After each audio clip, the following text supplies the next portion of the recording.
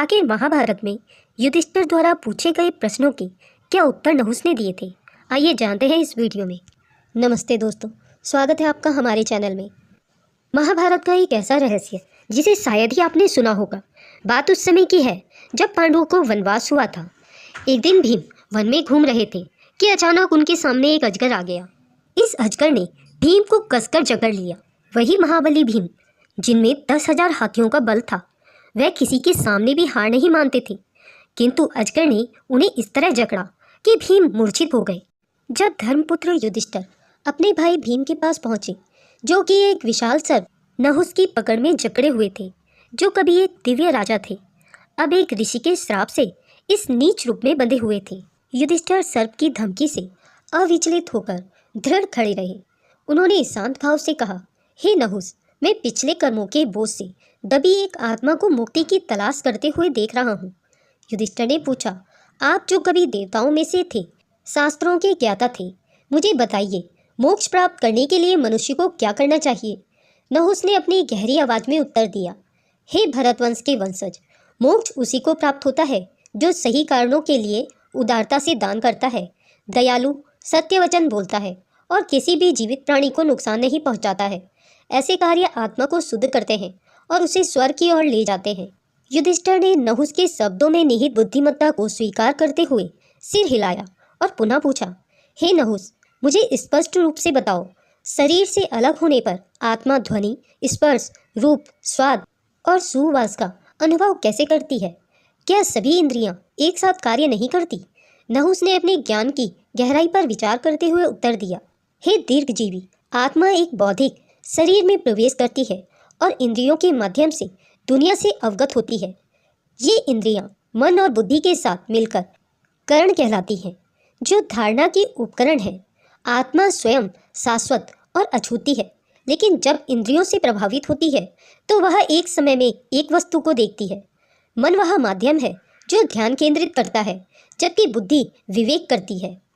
युधिष्ठिर ने विचारमग्न स्वर में आगे पूछा, तो फिर मन और बुद्धि में क्या अंतर है? कहा जाता है कि परमात्मा का ध्यान करने के लिए इस अंतर को समझना अत्यंत आवश्यक है। नहुस ने अब अपनी आवाज को नरम करते हुए कहा, हे धर्मात्मा, राजा माया के कारण आत्मा बुद्धि के अधीन हो जाती है। मन स्वतंत्र रूप से मौजूद रहता है, भावनाओं और संवेदनाओं के केंद्र के रूप में सुख और दुख का अनुभव पैदा करता है।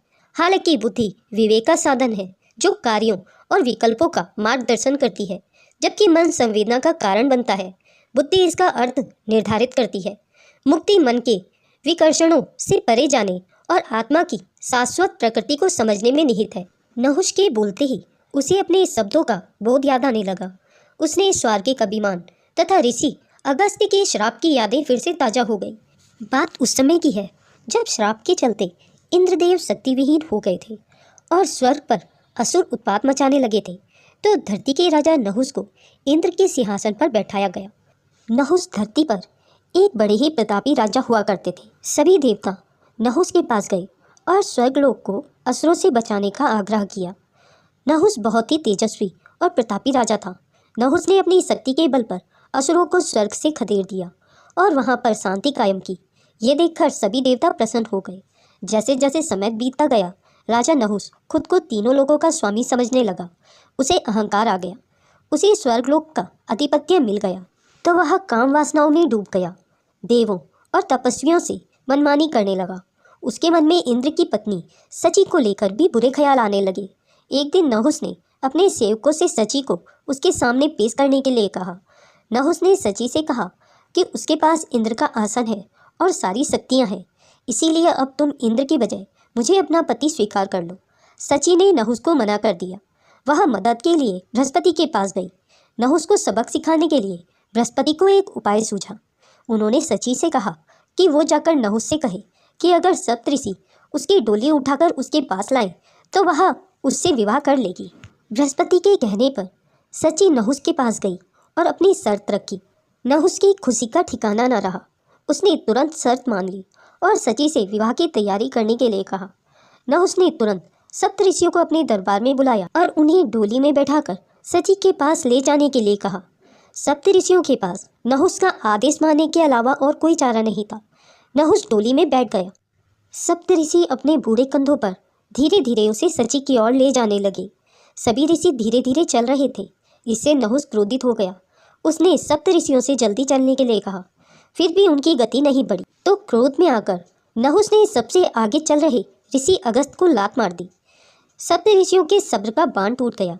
उन्होंने डोली को वहीं पटका और नहुस को अजगर बनने का श्राप दे दिया। इस तरह इंद्रलोक का राजा नहुस अपने अभिमान के चलते अजगर बनकर रह गया। हालांकि ऋषि ने भविष्यवाणी की थी कि जब धर्मात्मा युधिष्ठिर तुमसे प्रश्न पूछेंगे और तुम सच्चाई से उत्तर दोगे तो तुम्हारा श्राप हट जाएगा।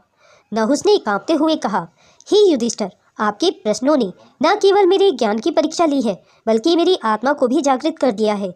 मेरा अहंकार मुझे यहाँ तक ले आया, जबकि आपके धर्म ने मुझे वापसी का रास्ता दिखाया है। आपकी बुद्धि न केवल इस संसार के लिए प्रकाश है बल्कि मेरे जैसे भटके हुए लोगों के लिए भी एक प्रकाश स्तंभ है। मुक्ति और उत्थान, इन शब्दों के साथ नहुस का सर्परूप चमकती हुई रोशनी में विलीन होने लगा। भीम पर उसकी पकड़ ढीली हो गई और शक्तिशाली योद्धा मुक्त हो गया। नहुस की आवाज़, जो अब तक कृतज्ञता से भरी हुई थी, गूंज उठी। हे युधिष्ठिर, धर्म के प्रति आपके पालन ने न केवल आपके भाई को बचाया है बल्कि मुझे मेरे श्राप की जंजीरों से भी मुक्त किया है। आपकी बुद्धि दुनिया का मार्गदर्शन करेगी क्योंकि आप वास्तव में धर्म के स्तंभ हैं। युधिष्ठिर की बुद्धि और धैर्य ने न केवल भीम को बचाया बल्कि उनके पूर्वज की पतित आत्मा को भी पुनर्जीवित किया। दोस्तों, अगर यह वीडियो आपको पसंद आई हो तो इसे लाइक और शेयर करना ना भूलें। अगर आप मेरे चैनल में नए हैं और ऐसी ही रोचक कथाएं सुनना पसंद करते हैं तो मेरे चैनल को सब्सक्राइब करें। वीडियो को अंत तक देखने के लिए आप सभी का बहुत बहुत धन्यवाद।